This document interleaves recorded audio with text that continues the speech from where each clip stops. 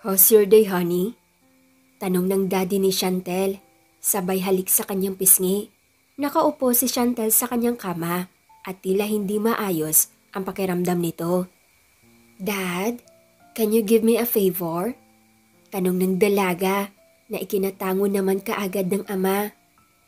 Yes, honey. What is it?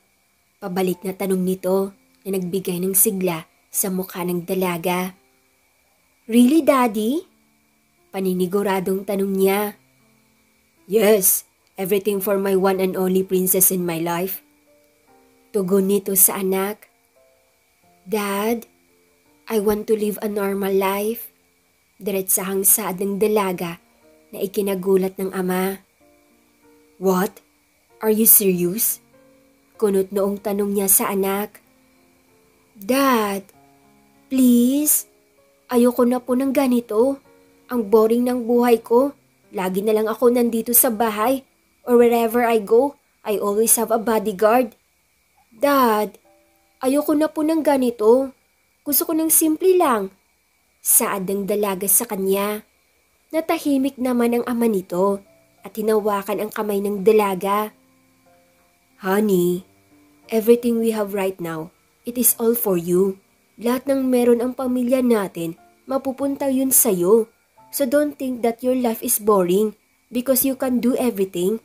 Pwede kang pumunta kahit saan, wherever you want. But there's a bodyguard, Dad. Nakakailang. Kahit saan ako magpunta, may nakasunod, nakabantay. Hindi ako makaalis sa comfort zone ko. Pakiramdam ko, hindi ako malayang gawin ang gusto ko. Saad ng dalaga. Because it is for your safety, honey. Agad na tugon ng ama. I can handle myself, Dad. I'm almost 20. Tapos pakiramdam ko, I'm just 7 years old na kailangan pang bantayan. Is that what you want? Tanong ng kanyang ama. Yes, Daddy. Tugon niya na walang pag-aalinlangan. I want to live like a normal people. Nagtatrabaho sila para sa sarili nila. May sarili silang bahay at malaya nilang gawin ang mga gusto nila na walang bodyguard. Dagdag pa nito. Natahimik na lamang ang kanyang ama sa nais ng dalaga. Mahirap para sa kanila ang nais ng anak. Ngunit dahil dito iyon, masaya. Pagbibigyan nila ito. Isang architect ang kanyang ama at lawyer naman ang kanyang ina. Ngunit kahit na may mga trabaho na ito, nagawa pa rin nila magbigay ng oras para sa kanilang successful na business. Napalago nila iyon hanggang sa makasali ang kumpanya nila sa may pinakamataas na ratings sa buong bansa. Ngunit sa kabila ng yaman na meron sila, ang nais lamang ng dalaga ang maging malaya at maging masaya. Sa panibagong buhay na harapin ng dalaga sa Tagaytay, makilala niya ang lalaking bibihag sa puso niya kahit na ito'y simpleng tao lamang. Lumipas ang 5 buwan. Hello mga bulaklak! Kamusta kayo, ha? Maayos ba ang gising niyo? Sunod-sunod na tanong ni Chantal sa mga tanim niyang halaman sa kanyang harden. Nakapagtapos ng kursong agriculture ang dalaga dahil gustong-gusto niya ang pagtatanim. Sa una, ayaw ng kanyang mga magulang dahil gusto nilang maging doktor ito, ngunit ayaw ng dalaga dahil mas masaya siya sa kanyang nais marating. O eto, paliliguan ko na kayo ha, para naman maging fresh kayo. Ngiting saad ng dalaga sa mga halaman habang dinidiligan nito. Nakapagpatayo ng garden ang dalaga sa binili niyang lupa sa Tagaytay at ang buong ektarya hinati-hati niya para sa kanyang pagtataniman ng iba't ibang halaman. Mom, mukhang masayang-masaya tayo ngayon ah. Ano bang meron? Tanong ng hardinero ni Chantel sa kanya. Nako Manong Ben, sobrang saya lang po talaga ng araw ko kapag nakikita kong napakagandang mamulaklak na mga halaman. Saad ang dalaga sa kanya. Bago niya palang nakatiwala si Manong Ben. Ngunit mabait naman ito sa kanya, kaya agad niya itong pinagkatiwalaan. Ito lang din ang kanyang unang nakilala paglipat niya sa Tagaytay. Ah, ganun ba? Napakaganda nga po talaga ng mga bulaklak. At sino ba naman po kasing hindi mamulaklak ng maganda. Sa mukhang yan, sa tuwing umaga, yan kaagad ang bubungad sa kanila. Kaya mas lalo din silang sumisigla kasi masigla ang nag-aalaga. Saad ni Manong Ben na ikinatawa ng dalaga. Ikaw talaga, Manong, ang hilig mo mang asar. Oo nga pala, ma'am. Pwede ba ako magpaalam sa'yo bukas? Tanong nito kay Chantel. Ano yun? Uwi kasi yung anak ko galing sa New York. Doon kasi siya nag-aral at uwi siya dito para magbakasyon. Gusto ko sanang mag-leave ng isang araw para makasama siya at masundo sa airport. Saad nito. Ay, ganun po ba? So, isang araw lang po kayo mawawala? Tanong nito. Opo. Sige po, walang problema. Masaya po akong makakasama niyo ang anak niyo. Enjoy niyo lang po ang araw niyo magkasama. Ngiting tugon ng dalaga. Sobrang bait ng dalaga sa mga taong nagtatrabaho sa kanya. Kaya naman, sobrang gusto siyang maging amo ng mga ito. Para sa dalaga, ang mahalaga sa kanya ang relasyon niya sa mga taong nagtitiwala sa kanya. Kaya naman, labis-labis ang kanyang kabaitan sa mga trabahante niya. Kuya, kamusta naman po ang mga gulay? Maayos po ba ang tubo nila? Tanong ng dalaga sa lalaking nag-aayos ng tanim. Maayos naman po, saganang-sagana sa sustansya. Tugon nito. Mabuti naman po, huwag niyo pong kakalimutan palagi ang kanilang vitamins ha. Sabay ngiti ng dalaga. Ibig sabihin niya, ang pampataba sa mga tanim ang abono. Maasikaso ang dalaga sa mga tanim at sa mga taong nag-aalaga sa mga ito. Kaya naman, ito din ang dahilan kung bakit maayos ang tubo ng kanyang mga halaman dahil masaya at masagana ang samahan nilang lahat sa hardin. Sa kabilang hardin, puro gulay at prutas ang tanim at sa kabilang hardin naman, puro naman mga halaman at bulaklak ang naroon kung saan iba't ibang uri ng bulaklak at iba't ibang kulay ng mga ito ang namumukadkad sa ganda. Napatigil sa paglalakad si Chantel nang biglang tumunog ang kanyang cellphone. Yes, Daddy. Good morning. Bungad niya agad pagsagot niya ng tawag. Honey, how are you? Are you doing well? Pag-alalang tanong ng kanyang ama. Of course, Dad. Alam niyo po bang ang sasayang kasama ng mga coworkers ko? Dad, this is so great. I feel like I have a peace here. I mean, you know that I love nature. Kaya siguro mas lalo kong nararamdaman yung peace na gusto ko and of course, the freedom that I wanted. Ngiting saad ng dalaga. That's great, honey. Pwede ba kaming bumisita dyan some other day? Tanong nito. Of course, Dad. Just let me know kung kailan. Ngiting saad ng dalaga. Matapos ang kanilang pag-uusap, agad na naghanda ng pagkain ang dalaga para sa kanilang lahat. Magaling ding magluto si Chantel at gustong-gusto niya rin ang pagbibake ng cake. Kaya naman, inaral niya iyon hanggang sa natuto siya at kiniwilingan na niya gawin. Okay guys, let's eat first. Katulad ng mga halaman, dapat laging tayong kumakain para maging healthy. Saad ng dalaga sa kanilang lahat. Napakabait mo talaga, Ma'am Chantel. Siguro, napakaswerte na magiging asawa mo. Saad ng isa niyang trabahante. Nako, wala pa sa isip ko ang mag-asawa. Ngiting tugon ng dalaga. Pero bakit nga pala wala ka pang boyfriend? Napakaganda mo at napakabait. Kaya sigurado akong maraming nagkakagusto sa'yo. Sabi pa ng isang babae. Nako po, Manang Belen, wala nga po kahit isang dumadating eh. Patawang tugon niya. Pero kung sakaling may dumating, pagbibigyan mo ba, Ma'am Chantel? Tanong ng isa pang lalaki. Uy, kayo talaga, pinagkakaisahan niyo ko ah. Kumain na nga lang tayo. Saad niya sabay ngiti. Pero seryoso po. Baka po kasi hindi lang ikaw ang magiging boss namin sa mga susunod. Baka meron na kaming pangalawang boss. Pagbibiro pa ng isa. Kung sakali mang may dumating, edi siguro susubukan kong pasado. Biglang napaisip ng malalim ang dalaga sa mga sinabi ng mga ito sa kanya. Successful na siya at kung sakaling wala siyang problema pagdating sa mga bagay-bagay, pero bakit wala man lang siyang kahit isang nagugustuhan? Mag-isa lang si Chantel sa kanyang sariling bahay. Pinatayo niya ito at ang kanyang ama ang naging architect nito. Dahil mag-isa lang siya, wala siyang masyadong ginagawa kapag gabi. Kaya nanonood na lamang siya ng mga movie at kumakain.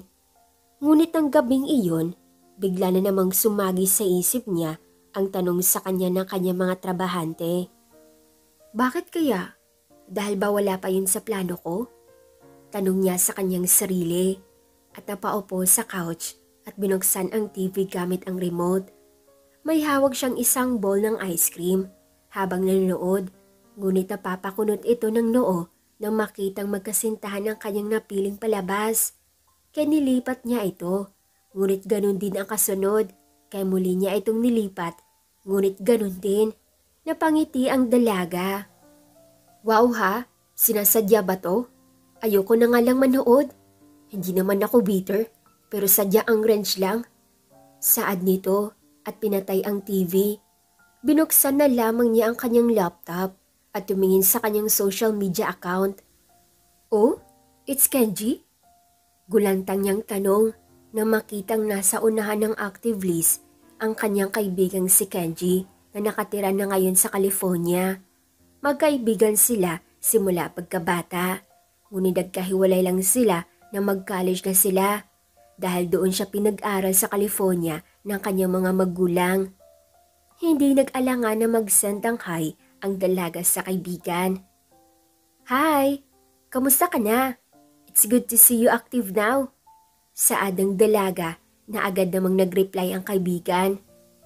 Oh, hi Chantel. Long time no see. I miss you. Reply nito sa kanya. Na-miss din kita. Are you busy, Kanwi? Hindi natuloy ang pag-type niya sa kanyang sasabihin nang bigla itong tumawag ng video call sa kanya, kaya agad siya nag-ayos ng sarili. Oh, hi! Bati niya dito. Hi Chantel, I'm sorry, ngayon lang ako nagparamdam sa'yo. There's a lot of things that I need to do for my study. That's why I don't have time to be active on my social. Saad nito sa kanya. Ano ka ba? It's okay. So, how are you? Kailan ka uwi ng Pilipinas? Tanong ng dalaga. I'm fine, but I don't know kung kailan kami makakauwi dyan. Busy pa kasi dito sila mom and dad. But don't worry, sasabihan kita kung makakauwi na kami. Teka, miss na miss mo na ba ako? Ngiting tanong ni Kenji sa kanya. Of course, I miss you. Ilang taon na rin tayong hindi nagkasama. Ikaw ba, hindi mo ako na-miss? Tanong ng dalaga. Of course, I miss you too. But Tita Divine tells me that you live in Tagaytay now. Why? Tanong nito sa kanya. Nothing. I just wanna live like this. Tsaka, malaki na ako. I don't need bodyguard in every move, right? Kaya, sabi ko, dito na lang ako magstay at para noon maramdaman kong hindi na ako baby, no? Tugon nito. Well, hope you okay. Don't worry, pag-uwi namin ng Pinas, bibisitahin kita dyan. If is that okay with you? Tanong ng binata. Of course, and I'm really excited to see you soon. Ngiting tugon niya. That's great. Pinagmamasdan ni Chantel ang mukha ng kaibigan na tila kakaiba na. Nag-matured na ito, hindi tulad ng dati niya itong nakita. Napangiti na lang ang dalaga nang maisip ulit ito ang kanilang childhood memories. Kinaumagahan, maagang nagising si Chantel at pumunta sa hardin ng mga bulaklak. Hey, good morning again mga honeys. Mukhang maganda na naman ang araw ha. Magpapaaraw kayo ng maayos para mas talo kayo mag-shine ha. Tugon ng dalaga sa mga ito habang inaamoy ang bulaklak ng Daisy. Ang bango-bango mo naman, Daisy. At ang ganda niyo pa. Parang ako lang. Maganda na, mabango pa. Ngiting tugon niya nang bigla may umubo sa kanyang likuran na ikinatayo niya. What the? Who are you? Ba't ka nandito? Paano ka nakapasok? Sunod-sunod na tanong ng dalaga sa lalaking nakatayo sa likuran niya. Tinignan niya ito mula paa hanggang sa taas na tila ba nag-slow mo ang oras para sa kanila. Tila natulala ang dalaga sa kanyang kaharap na mukhang anghel na bumaba sa langit. Wala itong masabi ni hindi ito makagalaw sa kanyang kinatatayuan. Good morning, Ma'am Chantel. Isang boses ang gumising sa dalaga na mapansin itong si Manong Ben na dumating. Nagkita na pala kayo, Ma'am Chantel. Anak ko nga pala si Dustin. Siya yung dumating kahapon na sinundo ko sa airport. Sinama ko lang siya dito para hindi siya masyadong maboring sa bahay at para ipakilala na rin sa'yo. Ngiting saad ni Manong Ben. Ah, anak niyo po pala. Ngiti nitong tugon na ikinatango ni Manong Ben. Dustin, this is my boss, Ma'am Chantel. Ma'am Chantel, si Dustin, panganay kong anak. Pagpapakilala ni Ben sa kanyang anak kay Chantel, napabuntong hininga muna ang dalaga bago inabot ang kamay sa binata. Nice to meet you. Ani ito na may ngiti sa mga labi. Agad naman itong inabot ang binata at binalik sa kanya ang pagbate. So, magtatrabaho po ba siya dito, Mang Ben? Tanong ni Chantel. Kung pwede sa... No, hinatid ko lang si Papa. I just also wanted to know what his work, but I guess he's good with this. Agad na tugon ng binata. Dustin, pagsiko ng kanyang ama. Sorry pa, uwi na po ako. Hinatid lang po talaga kita sa trabaho mo at susundiin na lang po kita mamaya. Saad ng binata sa kanya. Wala namang imik ang dalaga sa mag-ama at ngumiti na lang ito. Sige, ikaw ang bahala. Ingat ka. Saad ng kanyang ama bago naman umalis si Dustin. Pinagmamasdan ni Chantel ang binata habang naglalakad dito papalayo. Matipuno ito, matangkad, maputi, mahusay na lalaki kaya hindi niya akalaing anak ito ni Manong Ben. Napatingin siya kay Manong Ben, nagbubungkal ng lupa para sa tataniman ng mga gulay. May aura naman ito tulad sa kanyang anak. Matangos ang ilong at maganda din ang mukha. Sadyang pinagkaiba lang ang kutis moreno ng kanyang ama at si Dustin naman ubod ng kaputian. Hey, Chantel! Sigaw ng isang babae mula sa malayo. The heck? Nina? Why are you here? Tanong ng dalaga at lumapit dito. Paano mo nalamang nandito ako? I saw in your Instagram. Sabi ko, alam ko kung saang lugar to. And turns out, tama nga ako. So, kamusta ka na? Mukhang successful na tayo ah. Ngiting tugon sa kanya ni Nina. Ano ka ba? Pinagpapala lang sa masisipag na trabahante. Ikaw, bakit ka napapunta dito? Ano nagdala sa'yo? Para puntahan ako, ha? Tanong ng dalaga dito. Alam mo naman, after ng senior high school natin, nagkahiwalay-hiwalay na tayo. Kaya na-miss kita.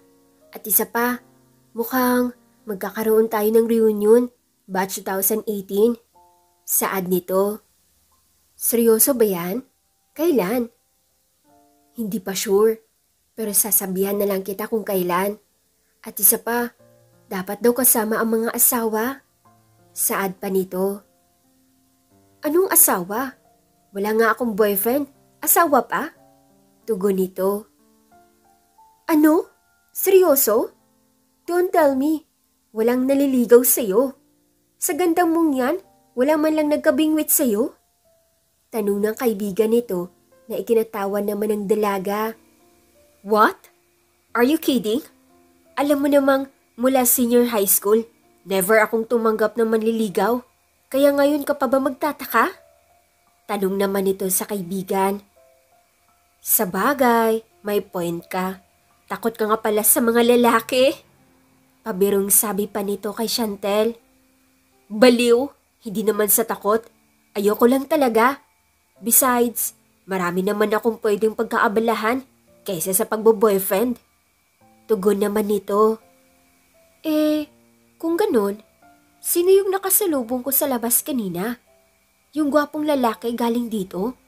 Kala ko, boyfriend mo yun? Nagtatakang tanong ng kaibigan nito na tumingin pa sa kanyang likuran. Ha? Wala naman. Natigil ang dalaga sa kanyang sasabihin nang maisip nito kung sino ang tinutukoy ng kanyang kaibigan at napakunot na lamang ang noo nito. Hindi ko yun boyfriend. Anak yun ng isang trabahante dito. Agad niyang saad at kinuha ang isang halamang may bulaklak na nakalagay sa paso. We, bakit ganyan makareact? Tinanong ko lang naman, bakit para kang affected? Patawang tanong ng kaibigan. Affected ka dyan? Tsaka, di kami talo no? Saad ng dalaga na ikinatawa naman ng kaibigan at tinusok-tusok nito ang kanyang tagiliran na tila kinikilig. Tumigil ka na nga! Pagsuway pa ni Chantel sa kaibigang si Nina. Makaraan ang mga araw, napapadalas ang pagbisita ng anak ni Manong Ben sa hasyenda ni na Chantel. Kaya naman, laging nakakasalubong ang binata na si Dustin at ang dalagang si Chantel. Mang Ben, kumain po muna kayo. May binili po akong merienda para sa inyong lahat, sabi ng dalaga sa kanilang lahat ng trabahante. Wow naman! Mukhang masarap to Ma'am Chantel ah. Salamat sa masasarap na merienda mo araw-araw. Sabi naman ng isang di nakatandang babae. Naku Manang Alesa, ayos lang yun. Tsaka obligasyon ko pong pakainin kayo kasi nagtatrabaho kayo sa akin. Paano na lang pag nagutom kayo, di ba? Nako, mahirap na kaya. Dapat lagi tayong busog. At sino pa ba ang magkasama ko dito? Kung di kayo lang, kaya pamilya na ang turing ko sa inyo. Kahit bago pa lang tayo magkakasama. Saad ng dalaga. Ang bait mo talaga, ma'am.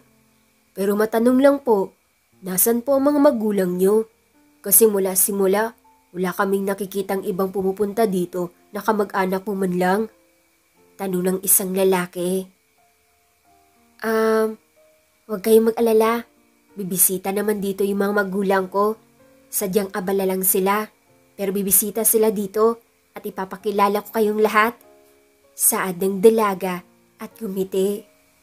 Siguro kasing bait mo din ang mga magulang mo. Ani ni Manong Ben. Mabait naman po talaga ang mga magulang ko. Lalo na sa mga anak nila. Isipin niyo po yun, hinayaan nila akong gawin ang gusto ko dahil dito ako masaya. Kahit na alam kong mahirap para sa kanang hayaan ako, ginawa pa rin nila para sa ikakasaya ko. Ganun po sila kabait sa akin at ganun po ako nila kamahal. Ngiting saad pa ng dalaga. Ang swerte niyo po ma'am. Swerte naman siguro yung mapapangasawa niyo. Saad ng iba. Nako, wala pa pong akong... Napatigil si Chantel sa pagsasalita na makita nitong paparating si Dustin sa kanila. Oh, nandito na pala si Dustin. Saad ni Manong Ben. Naparito ka. Ang aga mo namang dumating ngayon. Saad ni Manong Ben sa anak. Wala po kasi ako magawa sa bahay pa, kaya pinuntahan na lang kita. Saad ng binata sa kanya. Mabuti naman. Matutuwa si Ma'am Chantal na nandito ka.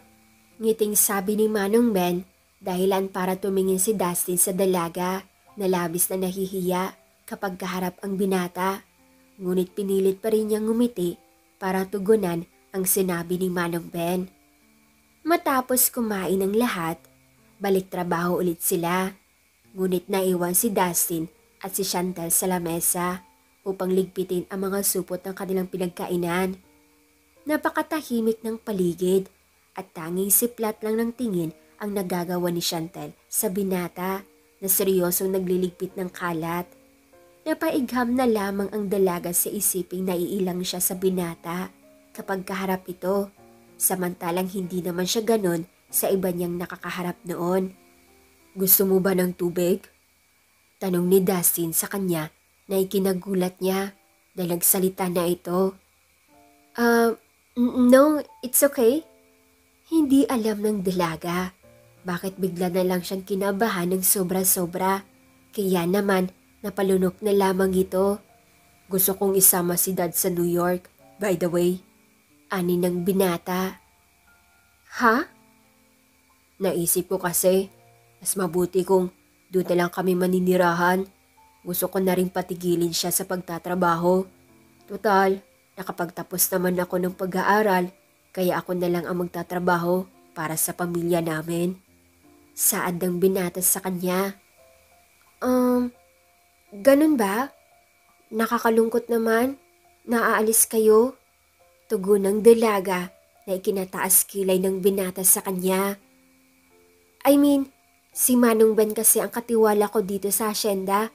Lahat ng to, siya ang namumuno pag wala ko. Kaya nakakalungkot na maiiwan pala ako. Paglilinaw ng dalaga. Pero may pera ka naman at marami naman nagtatrabaho sa'yo. Kaya hindi malabong mawalan ka ng katiwala pag alis ni Papa dito. Saan ng binata?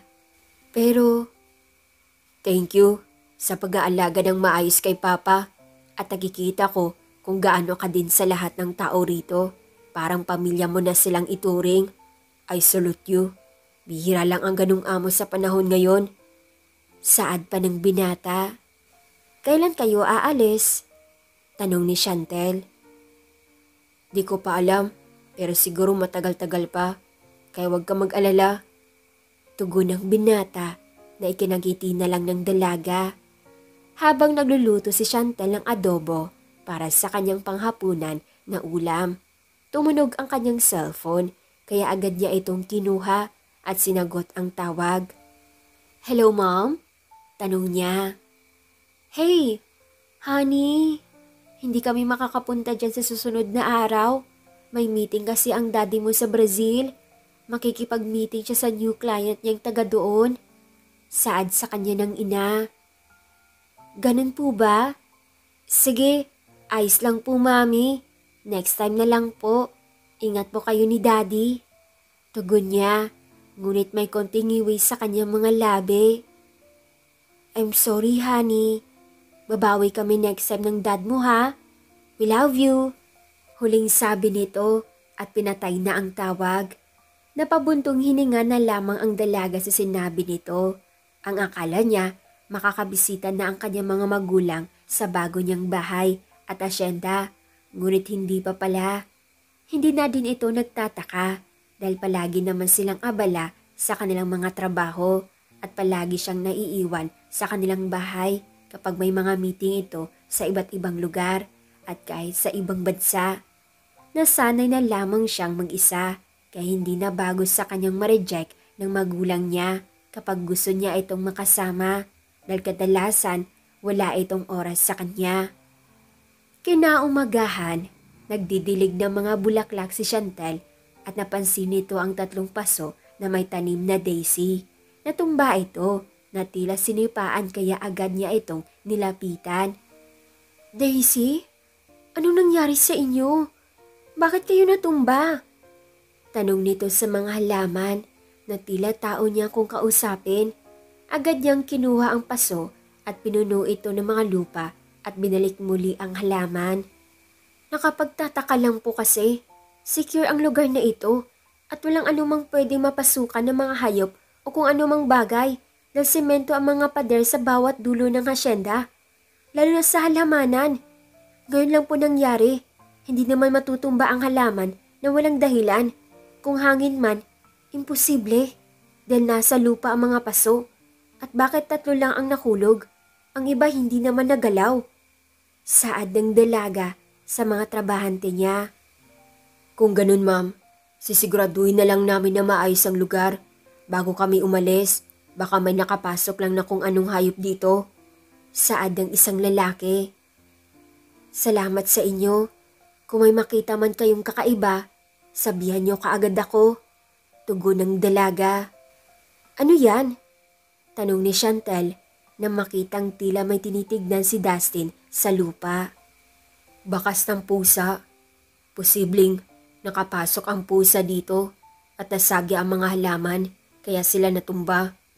Saad ng binata, kaya tinignan naman agad ito ng dalaga at nakitang may bakas nga ng pusa. Paano naman nakapasok ang pusa dito? Tanong niya. Alam mo naman ang pusa, kahit maliit ng butas lang yan, mapapasok nila yan. Saad ng binata. Hay nako, mahilig ako sa pusa pero ayoko nang sinisira ang mga halaman ko. Inis na sabi ni Chantel. Nakalabas na kaya ang pusa na yun? Baka masira niya pa ang ibang mga halaman dito. Mahirap na. Kailangan pa naman ito maging healthy. Dahil i-deliver na to sa susunod na araw. Saad ng dalaga habang patingin-tingin sa paligid. Baka sakaling makita ang pusang nakapasok sa loob. Subukan mong hanapin sa mga sulok. Madalas nagtatago ang mga pusa sa liblib ng lugar, lalo na pag malamig. Ani ng binata. Ang dami mo namang alam sa mga bagay-bagay. Saad ng dalaga sa binata na hindi naman umimik sa kanya. Okay, sabi ko nga sa sulok maghahanap. Ani na lamang nito. Oh my gosh! Ayun nga yung pusa oh! Sigaw ni Chantel na tila ba nagagalak na ito. Don't be too loud. Baka magising yung pusa. Takbuhan tayo. Saad ni Dustin. Ako na lang kukuha. Diyan ka lang. Dagdag pa nito at nauna sa dalaga. Ayusin mo. Baka tumakbo. Saad ng dalaga. Huwag kang maingay. Tugon ng binata na makitang gumalaw ang pusa at tila nagising na ito.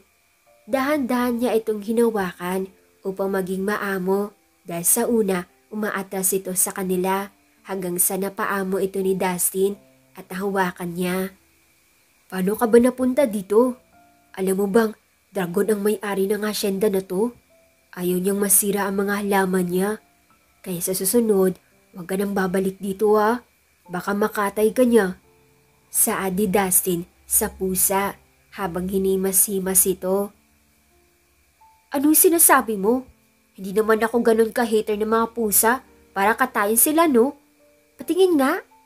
Ani ng dalaga at tinignan ang pusa na yakap-yakap naman ng binata. Wow! Ang ganda ng mata niya. Pero payat siya. Siguro walang nag-aalaga sa kanya. Tanong ng dalaga sa binata at tumingin ito sa mukha ng binata kasabay naman ang pagtingin din ng binata sa mukha ng dalaga. Ma'am Chantel! Tawag ni Manong Ben sa dalaga na natulala nang makitang halos magkalapit ang mukha ng kanyang anak at ng kanyang amo. Yung pusa yung may gawa ng mga halaman, kaya ayos na. Balik sa trabaho. Saad ng dalaga sa kanilang lahat. Akin na nga yung pusa. Ako na ang bahala dito.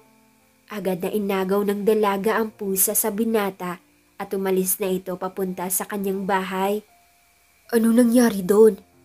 Tanong ni Manong Ben sa kanyang anak na si Dustin. Hindi ko po alam pa. Tugon ng binata at napailing-iling. What the? Bakit gano'n yung tibok ng puso ko nung magkatamaan ng mga mata namin? Natatarantang tanong ng dalaga sa kanyang sarili habang nakatingin sa salamin ng kanyang banyo. In love ba ako? Tanong niya pa sa sarili. Hindi to maaari. Ano ka ba, Chantel? Hindi ka gusto nun. Tsaka, huwag kang assuming, masasaktan ka lang. Dagdag pa niya. Huminga ito ng malalim para mapakalma ang sarili na baling ang kanyang tingin sa pusa na padpad sa kanyang hasyenda. Maganda kang pusa at dahil dito ka napunta, dito ka natitira. Saad nito habang hawak niya ang pusa na nakatutok sa kanyang mukha. Pero bago yun, maligo ka muna. Hindi maganda ang amoy mo. Saad ng dalaga at binuksan ang gripo para simulan ang pagpaligo sa pusa. Natigil si Chantel sa pagsasabon sa pusa nang bigla niyang naisip kung paano na lang itong yakapin ng binata.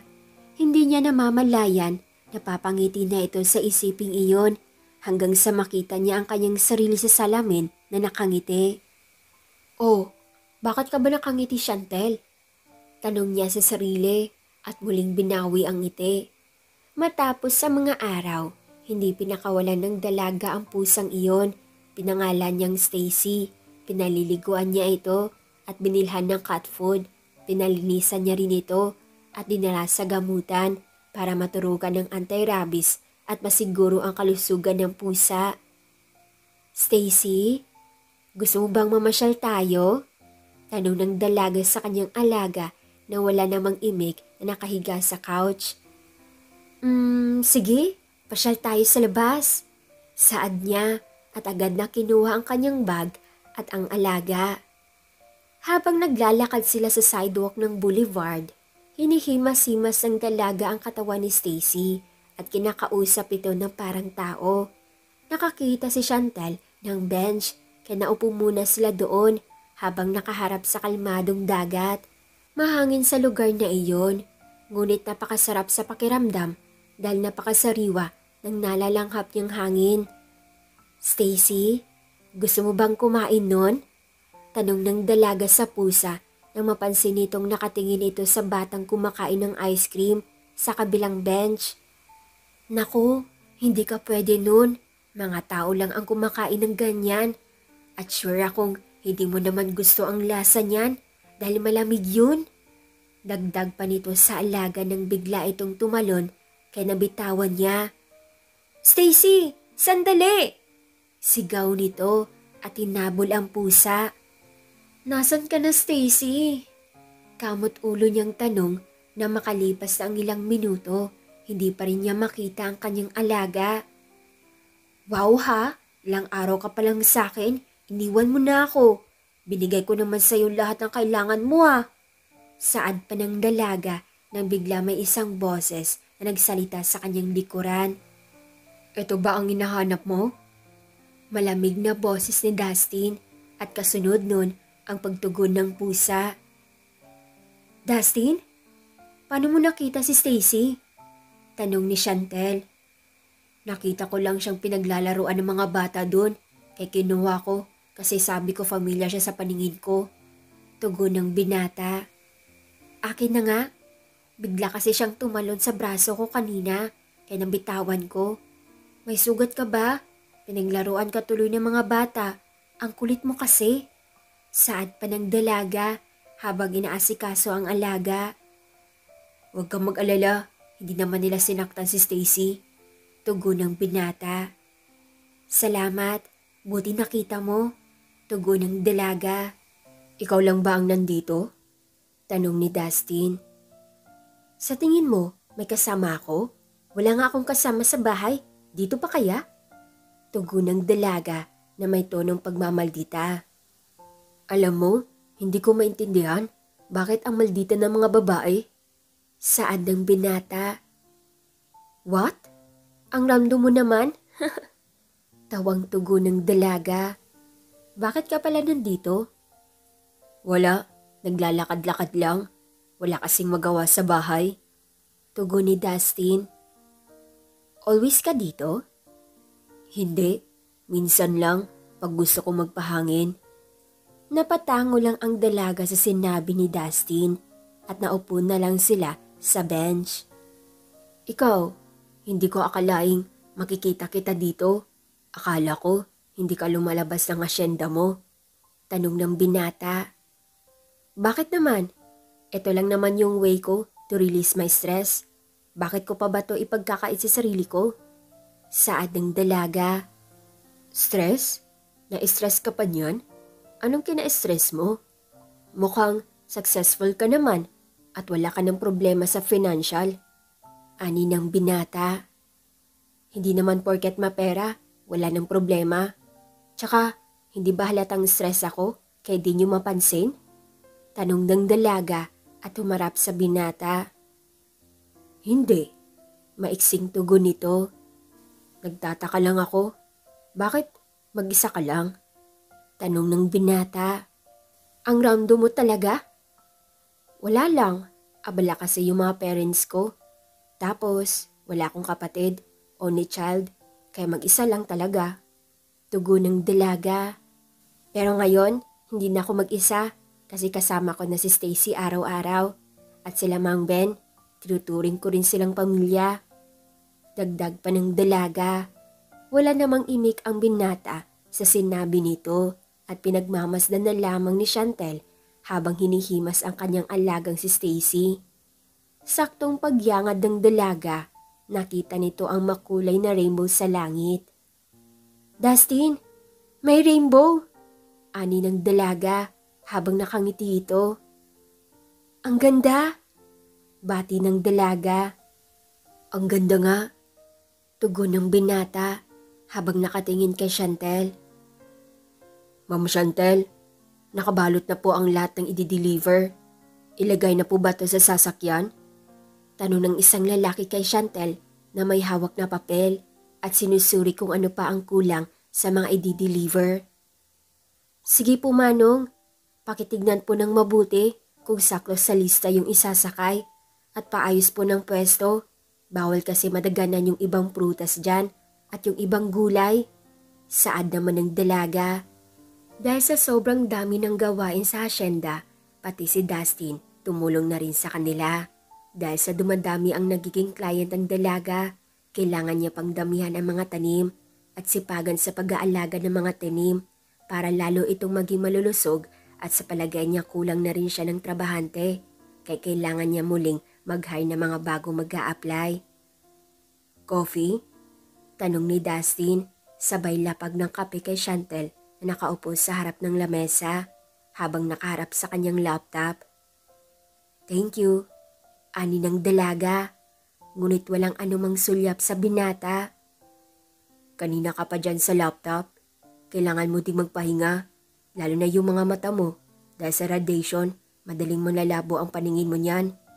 Saad ng binata sa dalaga na ikinatigil ito sa pag-type at tumingin sa binata. Pinapairal mo na naman yung pagiging marunong mo?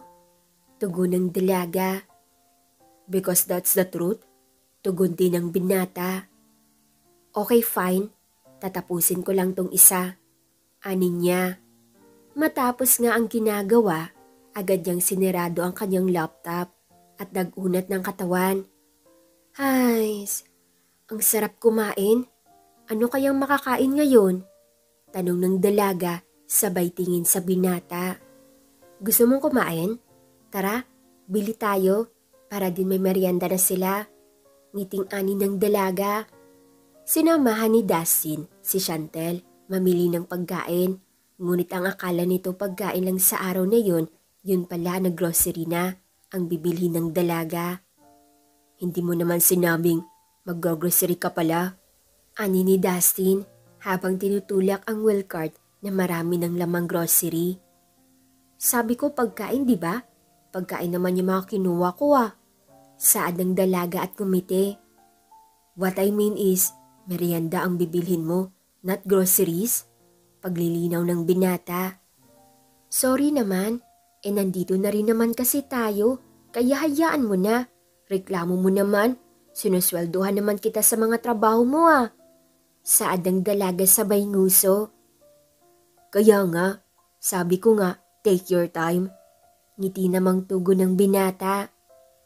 Matapos mamili ng dalaga, pinapila nito si Dustin sa counter at iniwan niya ito upang bumili pa ng beer na naroon din sa grocery store.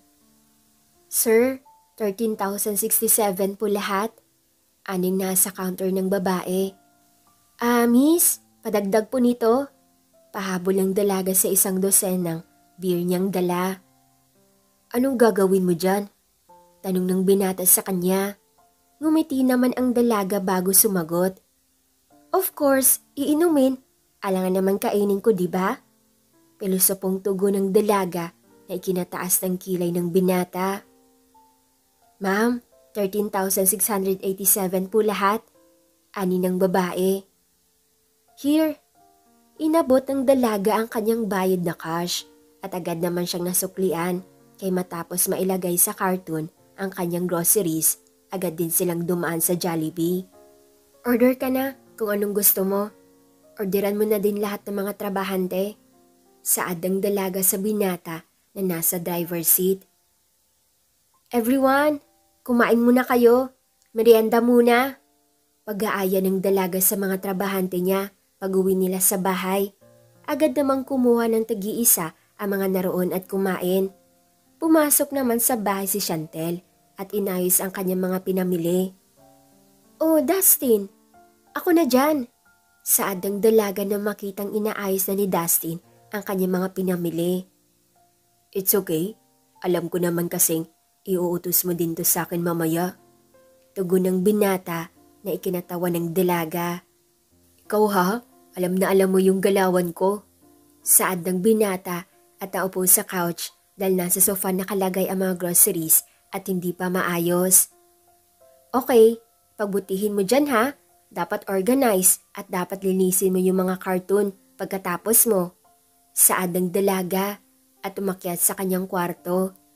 Napangiti na lamang si Chantel sa kanyang mga ginagawa na tila iminatutuwa niyang palagi niyang kasama si Dustin. Ang lalaking yun, parang gusto kong maging asawa someday. Ani niya sa kanyang isipan, sabay ngiti.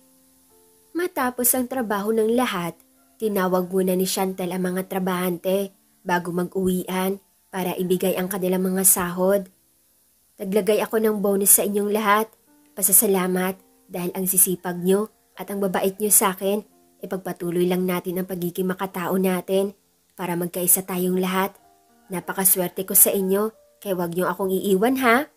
Saad ang dalaga sa lahat. Ano man ang kailangan nyo, wag kayong magdalawang isip na sabihin sa akin. Kahit ano pa yan, tutulong ako. Dagdag pa nito. Maraming salamat sa kabutihan mo, Ma'am Chantel. Saad naman ng isang babae. Makakaasa kang hindi kami aalis sa hasyenda mo at kasama mo kami sa pag-angat mo. Saad ng lalaki.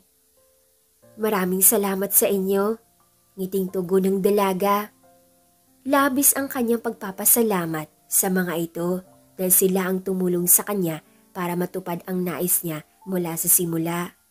Matapos ang kanilang pag-uusap, nagsinauwian na ang lahat, ngunit pinaiwan niya ang binata. Ano yan? Tanong ni Dustin nang ilagay ni Chantel ang mga beer sa lamesa na nasa harapan nila. Beer? Ano pa ba? Ani ng dalaga. Don't tell me, pinaiwan mo ako para samahan kang uminom? Tanong ng binata. Of course, alangan namang titigan mo lang ako dito, di ba? Saad ang dalaga. Nasa couch sila, kaya naman tumabi na lamang si Chantel kay Dustin at binuksan ang TV. Manood na lang tayo ng horror movie habang umiinom. Saad ng dalaga at inabot sa binata ang isang beer na binuksan niya na. May mga junk food rin na nasa lamesa bilang pulutan nila. Mukhang di ka sanay uminom? Tanong ng dalaga kay Dustin.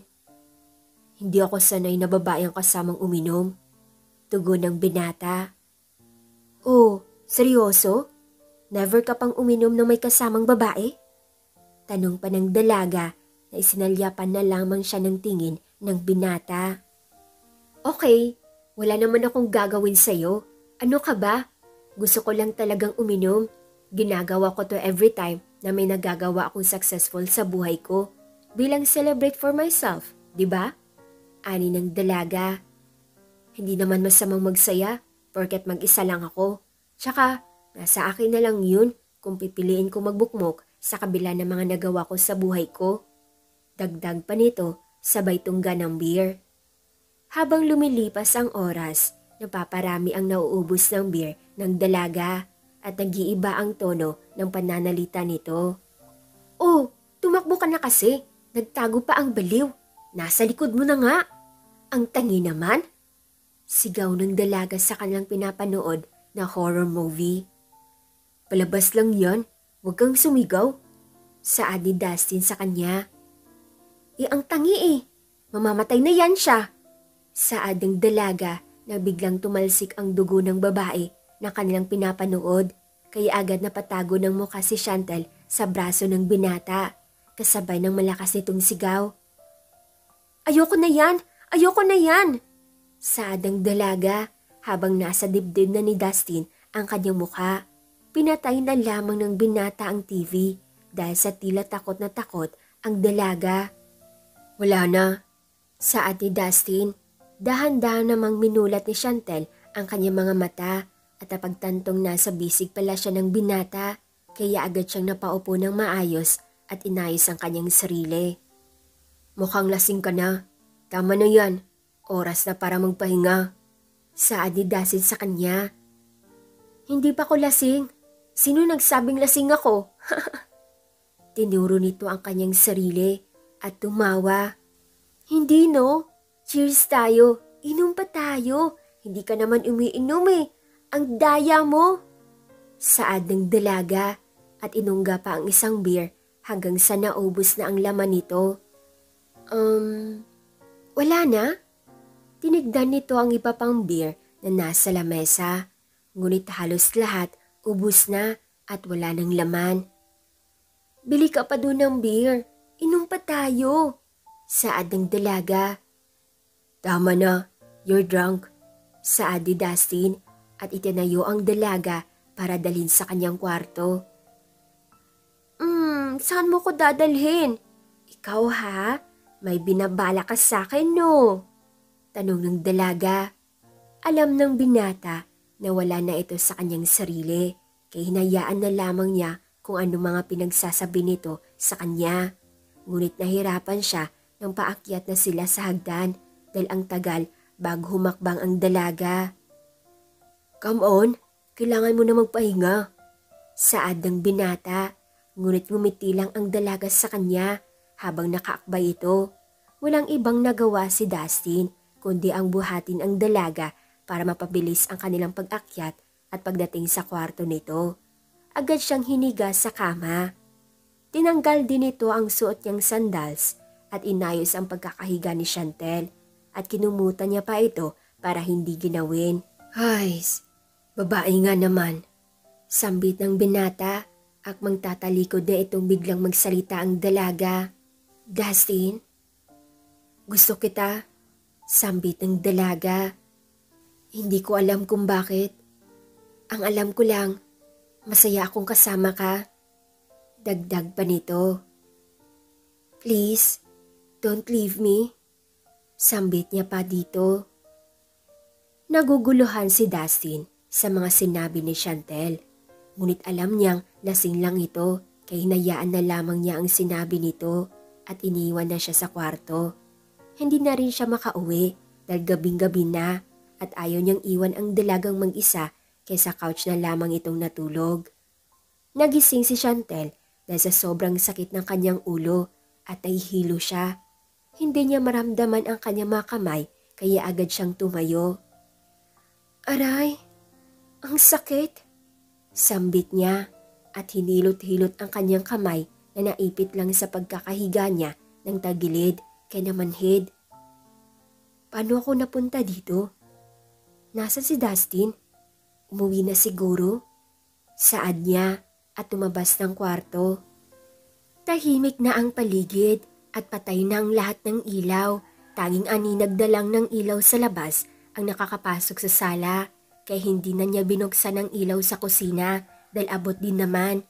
Pagkuha niya ng tubig, napadaan siya sa sala at pansin niyang may nakahiga sa couch. Kinilapitan niya iyon. Nang makita si Dustin mahimbing natutulog, napangiti na lang siya sa isiping hindi siya nito iniwan at dinala pa siya nito sa kanyang kwarto.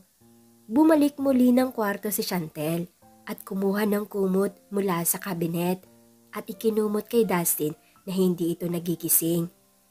Pinagmamasdan niya ang binata at manghang-mangha siya sa taglay nitong kagwapuhan. Matangos ang kanyang ilong at mapungay ang mga mata, makapal ang kilay at mapupula ang labi. Hinawi nito ang hibla ng kanyang buhok na nasa mata ng binata, dahilan para gumalaw ito kaya agad siyang napatayo at umalis. Kasama ang palad, natama pa ang kanyang braso sa kanto ng lamesa, dahilan para magkapasa ito. Kinaumagahan, nagising si Shantel sa ingay ng kanyang mga trabahante. Nagdidilig na ang mga ito at nag-aayos ng mga tinanim, ang iba naman nagtatanim ng panibagong tanim sa bakanteng lupa. Napatayo ang dalaga na makitang mag-aalas 10 na ng umaga. Hindi pa siya nakakapag-ready ng pagkain para sa mga trabahante niya. Naku, ano ba naman to, Chantel? Ani niya at agad na bumaba. Ngunit pagbaba niya, napakasarap na amoy ang kanyang nabungaran. Empanada? Sambit ng dalaga at kaagad na nagtungo sa kusina. Dustin? Tawag niya sa binata na abalang-abala sa pagluluto ng empanada. Ikaw nagluto nito? Tanong ni Chantal sa binata nang makita ang mga lutong empanada sa malaking bowl. Sino pa ba ang nakikita mo dito? Ako lang naman, di ba? Tugon ng binata. Patikim nga. Agad siyang kumuha ng isa at kinagatan. Wow! Ang sarap ha! Hindi mo naman sinabing masarap ka pala magluto? Saad ng dalaga. Matagal akong nanirahan sa New York, kaya natuto akong magluto para sa sarili ko. Tugon naman ng binata. Teka, para ba to sa mga trabahante? Tanong niya na itinango ng binata. Tulog ka pa kasi, kaya ginawan ko na lang ng paraan para mapakain sila ng hindi ka ginigising. Tugon ng binata at inilabas ang 2 bowl na malaki na puno ng empanada. Kumain na muna kayo, kunin ko na lang yung juice. Sabi ni Dustin sa mga tao. Wow ha, may taglay ka rin palang galing sa pagluluto. In fairness, magkakasundo tayo pagdating sa kusina. Bulong ng dalaga. May sinasabi ka? Tanong ng binata na ikinagulat ni Chantel. Ano ba? Nagugulat ka naman? Ani nito. Wala. Sabi ko, masarap yung empanada mo. Maliligo na nga muna ako. Saad dito at bumalik sa kanyang kwarto.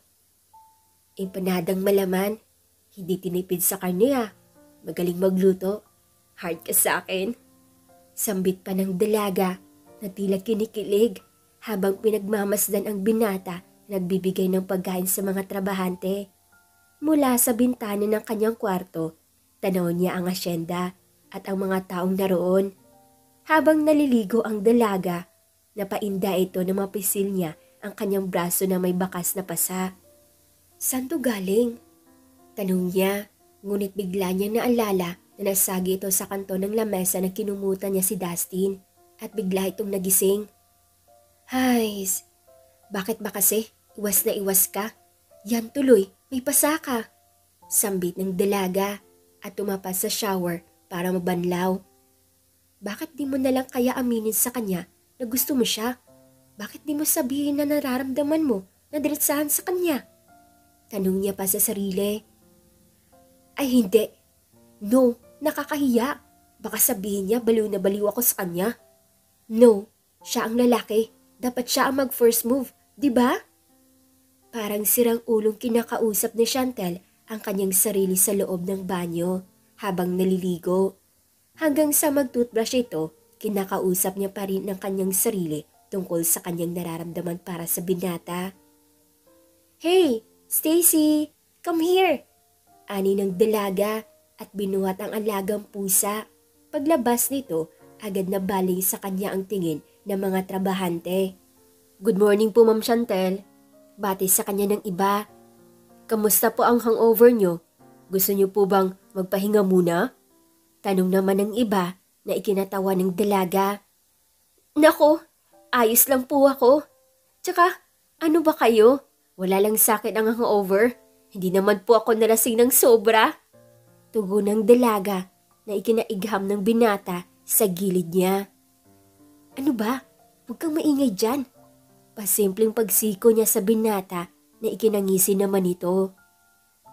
Hoy, ikaw, anong ginawa mo sa akin kagabi? Tanong ni Chantel sa binata nang umalis na ang mga tao sa kanilang paligid. Anong ginawa? Ikaw ang may ginawa? Saad ng binata sa kanya na ikinalaki ng mata ng dalaga. Anong ginawa ko? Tanong niya.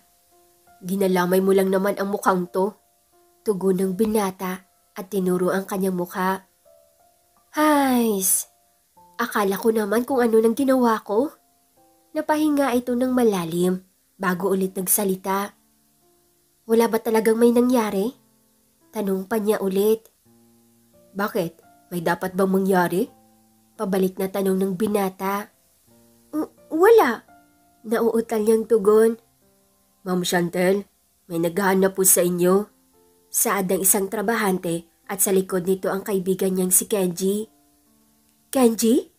Gulat niyang tanong at kaagad na lumapit sa kaibigan. Hey, long time no see!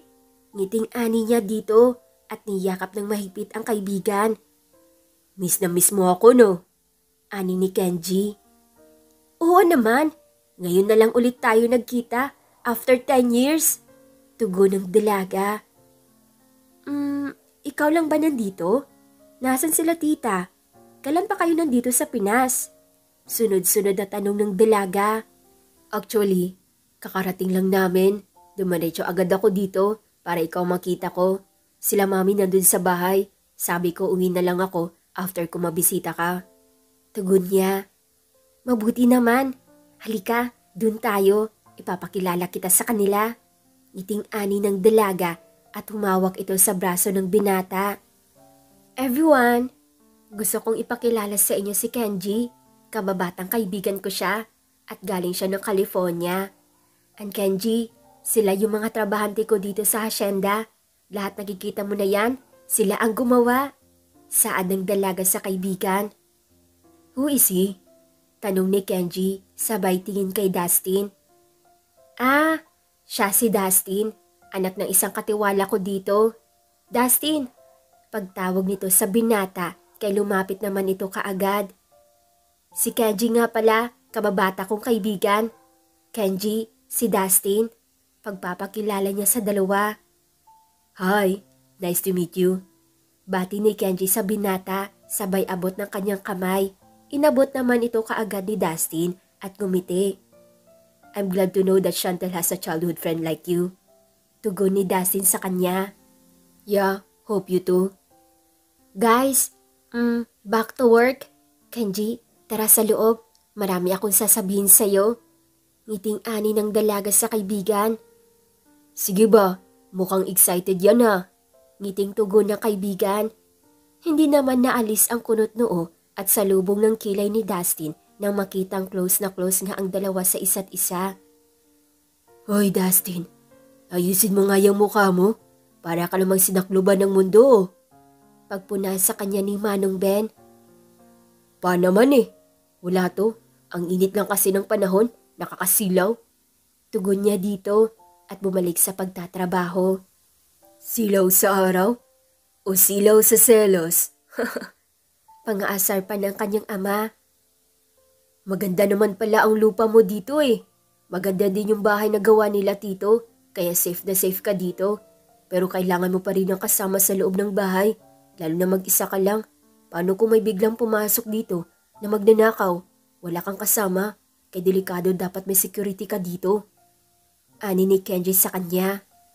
What? That's the reason why I choose to live life like this. I don't want to have a bodyguard anyway. Ayoko may sunod ang sunod sa akin everywhere. At gusto ko itago ang privacy ko, no? If I have a bodyguard, do you think magagawa ko ang mga gusto kong gawin? Tanong ng dalaga. Tama ka naman. Pero this is for your safety, Chantel. Tita Divine tells me to guard you while I'm here. Tugon ng binata.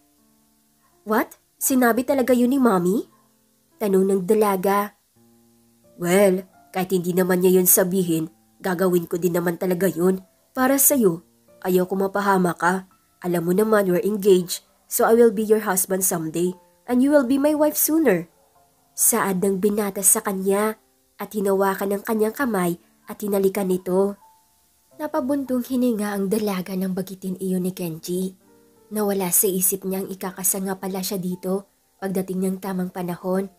Wala na siyang magagawa. Dahil engaged na silang dalawa, tanging ang panahon na lang ang hinihintay nila kapag sinabi na ang kanilang mga magulang na ikasal na sila. Tiyak na hindi siya makakatanggi. Ngunit alam niya sa puso niya na hanggang kaibigan lang ang tingin niya sa binata, na kahit kailan Hindi mapapalitan ang pag-ibig ang kanilang pagkakaibigan.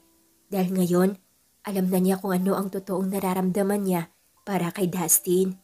Hindi niya ito gusto, kundi mahal na niya ang binata. Bakit? Tila nag-iba ang mukha mo. May nasabi ba akong mali? Tanong ni Kenji dito. Ha? Wala naman. May naisip lang ako. Nga pala, wala bang sinabi sa'yo ni Mami kung kailan sila dadalaw dito ni Daddy? Tanong niya. Tumayo ang dalaga at humarap sa sliding door na matatanaw ang mga bulaklak sa hardin. Wala naman.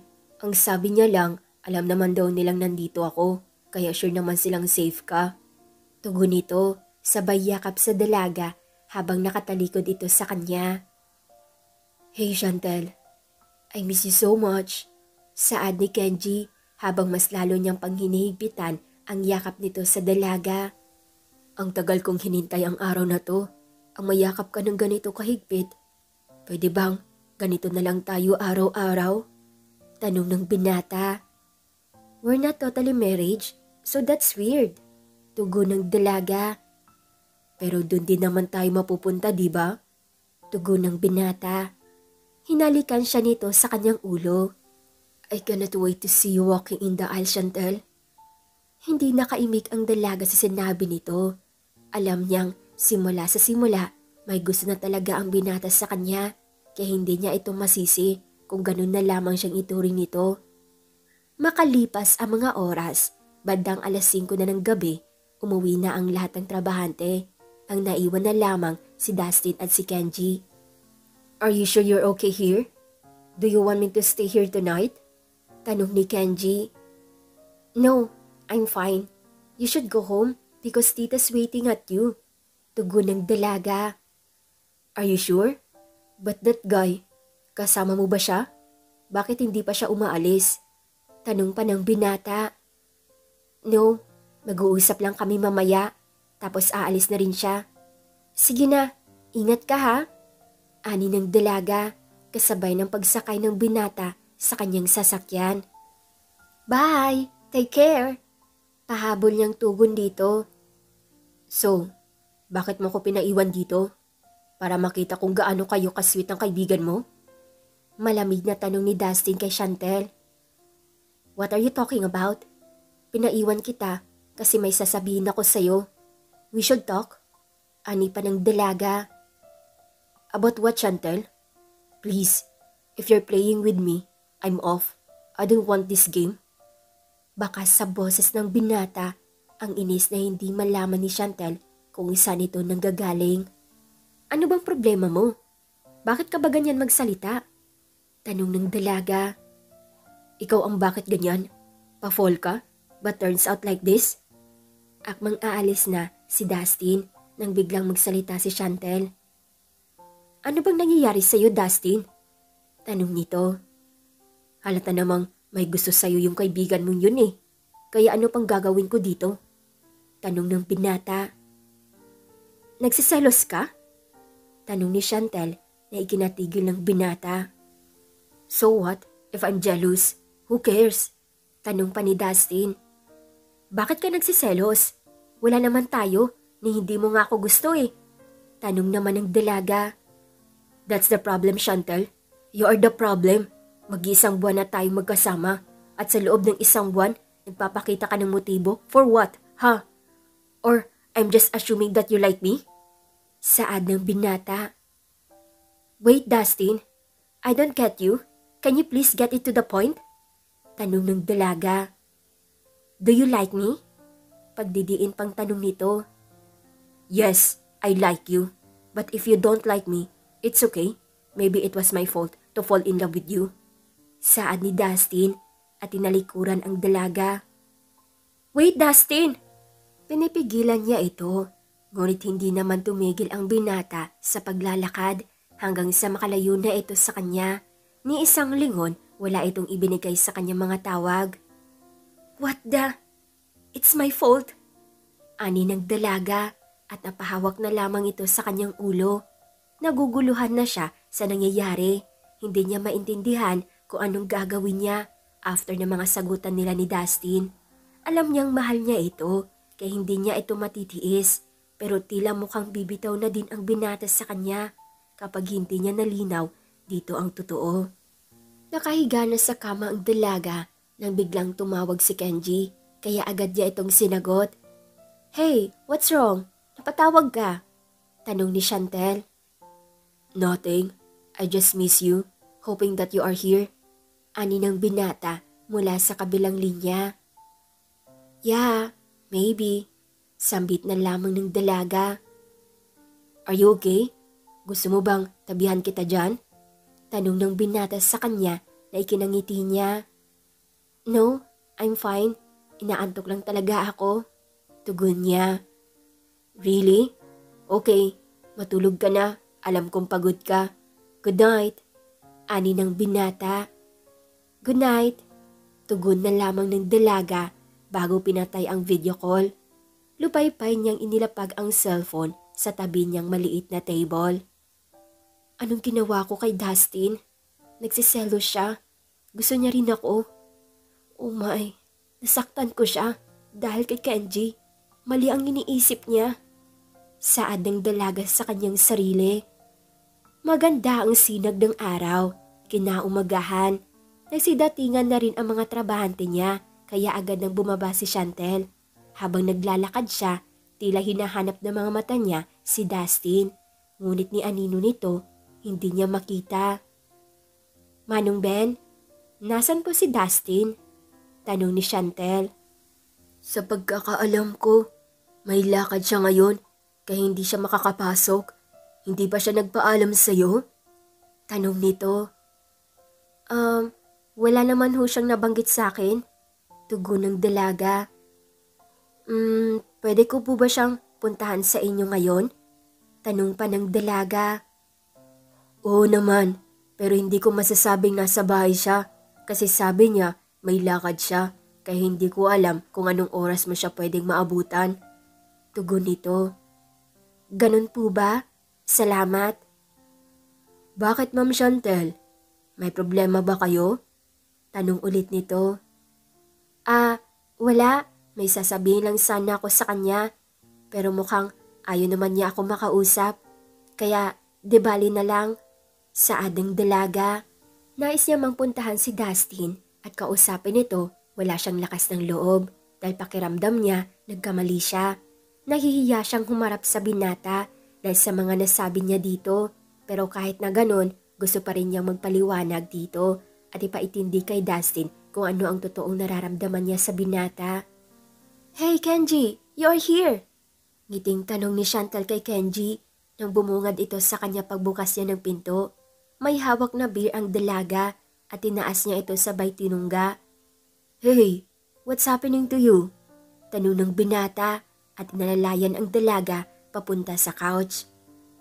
"Akin na nga yan. Lasing ka na, Chantel. Bakit ka ba umiinom? Hindi ka naman ganito uminom before." Tanong ng binata at kinuha ang hawak na beer ng dalaga. "Ang dami mo na palang nainom mo." Pagpuna nito na makitang madami na ang nakatambak sa lamesang beer na wala ng laman. "May problema ka ba? Nandito na ako. Sabihin mo sa akin kung anong problema mo." Tanong ng binata. Samantalang tila lantang gulay naman ang katawan ni Chantel na bagsak sa couch at bakas sa kanyang muka ang pagkakalasing. "Come on, tell me." Ani pa ng binata at tinawakan siya ni Chantel sa mukha. "Dustin?" Sambit ng dalaga at ngumiti. "Dustin?" Pag-ulit ito at tuluyang nakatulog. "Dustin? That guy? Bakit mo naman nakikita sa akin ang lalaking yun?" Tanong ng binata at napahinga ng malalim.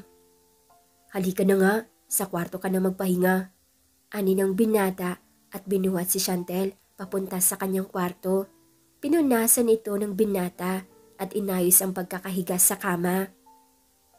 "I'm sorry," sambit ng dalaga habang pinunasan ito ni Kenji. "I'm sorry? For what?" Tanong niya kahit na alam niyang tulog na ito. "For everything." Ani ng dalaga. Matapos niyang punasan ang dalaga, lumabas na ito sa kanyang kwarto. at lininis ang mga kalat ng dalaga na nasa sala. Kinaumagahan, nagising ang dalaga na may nakalagay na panyo sa kanyang ulo. "Ano to?" tanong niya at kaagad namang may sumagot. "Panyo, para mabilis mawala ang sakit ng ulo mo. Pinagluto kita ng almusal. Merong mushroom soup dyan. Higupin mo para mawala kaagad ang hangover mo." Ani ni Kenji sa kanya na nakatayo sa kanyang pintuan at tila kanina pa siya pinagmamasdan habang tulog. "What? Bakit ka nandito?" tanong ng dalaga. "Remember, pumunta ako dito kagabi. Pagbukas mo sa akin ng pinto, lasing na lasing ka na." Tugon ng binata. "Ganun ba? Nakakahiya." Ani na lamang ni Chantel. "Kumain ka na. Linggo ngayon, gusto mo bang mamasyal?" tanong ni Kenji. "Mamasyal? Saan naman? Pero gusto ko yan." Ngiting tugon ng dalaga. "Sandali, wala ba akong ginawa kagabi? Lasing ako kaya hindi ko maalala ang mga pinaggagawa ko." Ani ni Chantel na ikinangiti ng binata. "Wala, natulog ka lang pagdating ko." Tugon ni Kenji. "Ay, mabuti naman kung ganun." Napangiti lang si Kenji dito kahit na pumapasok pa rin sa isip niya kung bakit napagkamalan siya nitong Dustin habang lasing siya. Matapos ang mga oras, namasyal sila at kumain sa labas. Lahat ng gusto ni Chantel binibigay ni Kenji. Alam din nito ang mga paboritong pagkain ng dalaga.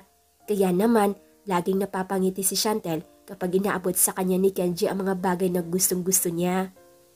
Matapos nilang mamasyal, dumiretso muna sila sa sidewalk ng boulevard at doon nagpalipas ng muli ng oras. "Nag-enjoy ka ba ngayon?" tanong ni Kenji. "Oo naman, ang saya ng araw na to." Tugon ng dalaga. "Of course, masaya talaga kasi kasama mo ko." Ngiting ani ng binata. "Wow naman, kahit hindi naman ikaw ang kasama ko, masaya pa din ako. Pero masaya din ako ngayon kasi nakasama ulit kita." Tugon ng dalaga. "Mamimiss na naman kita pag uwi ko." Ani ni Kenji na tila napalitan ng lungkot ang mukha nito. "Eto naman, uwi ka lang sa inyo. Pwede ka pa namang bumalik bukas kung gusto mo." Tugon ng dalaga. Gusto ko kasi hindi na umuwi. Gusto ko ikaw na lang yung kasama ko buong araw." Ani ng binata na ikinangiti na lang ng dalaga. "Kenji, may rainbow!" Agad na sabi niya na masilayan nito ang rainbow sa langit. "Ay, oo nga, ang ganda!" Ngiting tugon ng binata. Ngunit tila napalitan ng kung anong ngiwis sa labi ng dalaga nang maalala nito ang unang araw na nagkasama sila ni Dustin sa boulevard kasama si Stacy. Yun din ang nasabi niya nung araw na yon. Bakit tila namimiss niya kaagad ang binata? "Ayos ka lang?" tanong ni Kenji na mapansin nitong biglang nag-iba ang ekspresyon ng mukha ng dalaga. Ayos lang ako." Tugon nito. "Pagod lang siguro." Dagdag pa niya. "Kung ganun, gabi na rin naman. Kaya ihahatid na kita pa uwi para makapagpahinga ka." Ani ni Kenji. Kaya ko namang umuwi mag-isa. Tsaka, malapit lang yung bahay ko dito oh. Konting lakad lang, nandyan na. Ikaw na lang kaya, ihatid kita sa parking lot para makauwi ka na." Tugon ng dalaga. "Ako? Mas lalong kaya kong umuwi mag-isa." Tugon naman ng binata. "Gabi na oh, kailangan mo nang umuwi." Ani ng dalaga. "Hindi ako uuwi hanggat hindi ka pa umuwi." Pangungulit pa ni Kenji. "Kenji, malaki na ako, hindi na tayo bata. Isa pa, alam mo naman ang ayoko, di ba? Yung makulit." Taas kilay na saad ng dalaga. Sige na nga. Basta mag-text ka kapag nakauwi ka na, ha?"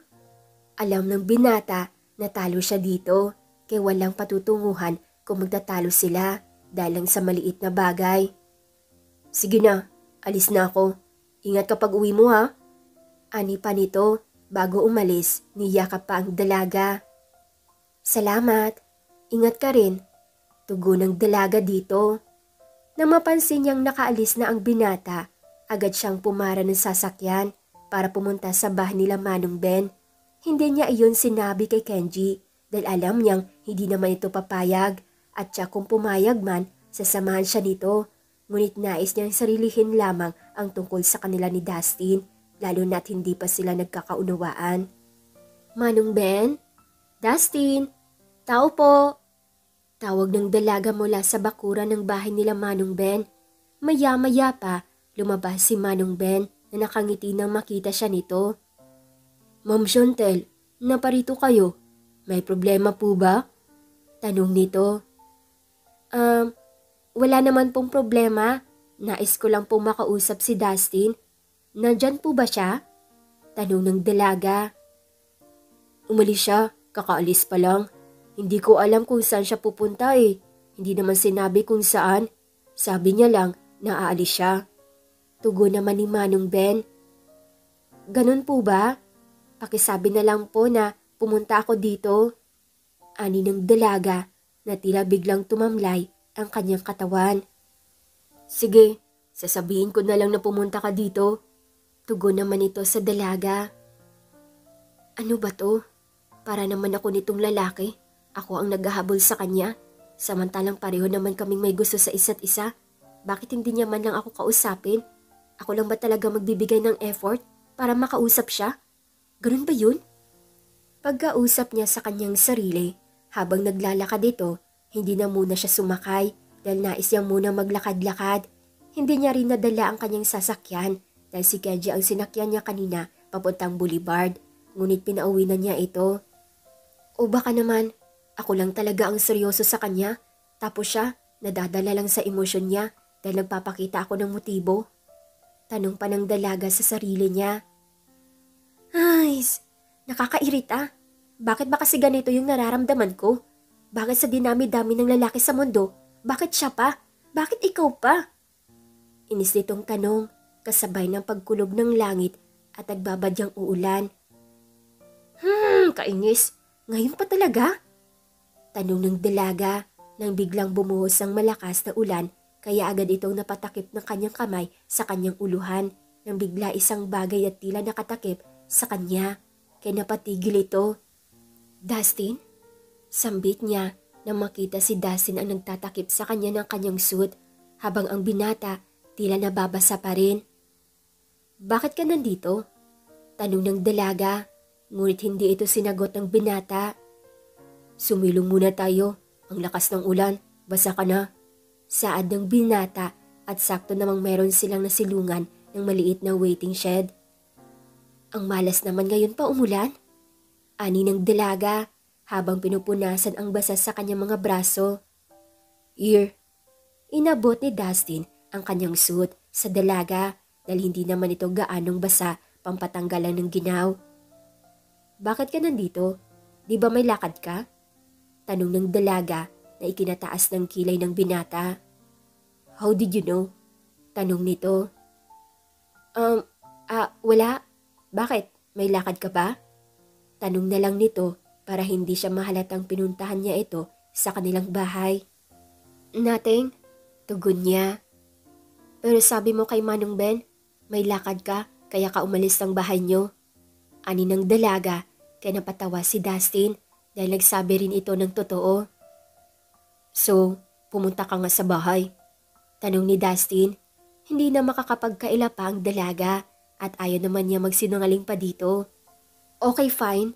Pumunta ako para kausapin ka pero wala ka naman dun kaya umuwi na lang ako. Pero sadyang pinaglalaruan nga ako ng tadhana. Imagine, umulan pa para lang makita kita. Ani nito sa binata. Yeah, gusto rin kitang makausap. Pumunta ako sa inyo, kaya ako umalis ng bahay. Pero wala ka naman dun. Sabi ni Mang Kanor, umalis ka daw kasama si Kenji. Tugon ni Dustin. Lumabas lang kami saglit. Tugon ng dalaga. Wala namang imik ang binata at tila katahimikan ang bumalot sa kanilang paligid. Pwede bang umuwi na muna tayo? Ang ginaw eh. Ani ng dalaga. Sure, hintayin lang nating may dumaang taxi. Tugon ng binata. Here, suotin mo muna yung damit ko. Don't worry, unisex yan. Pwede pang babae, pwede pang lalaki, kaya bagay lang yun sa'yo. Ani ni Chantel at inabot kay Dustin ang kanyang t-shirt. Hindi naman siguro basa yung short mo, di ba? Pero kung gusto mo magbihis, meron naman din ditong short pang lalaki. Dagdag pa ng dalaga. No, it's okay. Damit ko lang ang basa. Tugon ng binata at tinanggap ang inabot na dalagang damit. Nakapagbihis na rin ang dalaga kaya agad na itong bumaba, ngunit sakto namang pagbukas nito ng pinto, nakita niya nagbibihis pa lang ng damit ang binata. Kaya nakita nito ang pangitaas na katawan ni Dustin. Bakas ang mga muscles nito sa kanyang braso at may 6 din itong abs. Nothing. Bilisan mo na nga magbihis para kang hindi lalaki, naunahan pa kita. Ani ng dalaga at kaagad na umiwas ng tingin. Really? Kaya pala titig na titig ka? Ani ng binata sabay ngiti. Anong ngiti yan? Baliw ka? Patawang saad ng dalaga. Kumain muna tayo, magluluto lang ako. Ani ni Chantel at kumuha ng mga ingredients para sa menudo. Marunong ka magluto? Tanong ni Dustin. Anong akala mo? Ikaw lang magaling? Of course, marunong din ako. Tugon ng dalaga sabay tawa.